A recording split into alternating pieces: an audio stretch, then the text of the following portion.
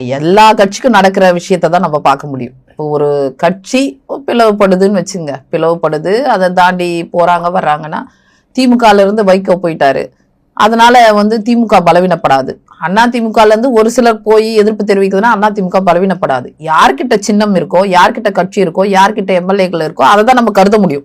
அதே புரோட்டோகால் தான் இவங்களுக்கும் நம்ம பார்க்க முடியும், பாமகக்கும். இப்போ அவரு தந்தை இருக்கும்போதே ஒரு செயல் தலைவரா, ஒரு ஆக்கப்பூர்வமான துடிப்பான ஒரு இளைஞரா பணி செஞ்சுட்டு இருக்காரு. அவர்கிட்டதான் பெரும்பான்மையான கட்சி நிர்வாகிகள், தலைமை கழக நிர்வாகிகளோ, எம்எல்ஏக்களோ எல்லாருமே இருக்கும்போது, அப்ப யாருக்கிட்ட என்ன வலிமை இருக்குன்றதை பார்த்துதான் நாங்க முடிவு எடுத்திருக்கோம். சோ அவங்களுக்குள்ள தந்தை மகன் நாளைக்கே கூட ஒண்ணு சேர்ந்துப்பாங்க, புரியுதுங்களா? நாளைக்கே கூட ஒண்ணு சேர்ந்துக்கலாம். அதுல நம்ம என்ன செய்ய முடியும்?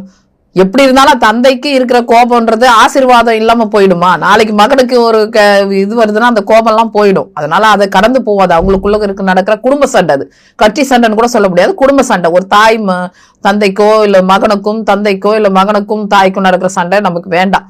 பெரும்பான்மை உறுப்பினர்களும் வலிமையான உறுப்பினர்களும் வலிமையான ஒரு கட்டமைப்பும் யார்கிட்ட இருக்கோ அங்க நாங்க கூட்டணி அமைச்சிருக்கோம். சோ அது ஒரு வெற்றிகரமான கூட்டணியா இருக்கும். சொல்ல போனா ஒரு நல்ல ஒரு கூட்டணி.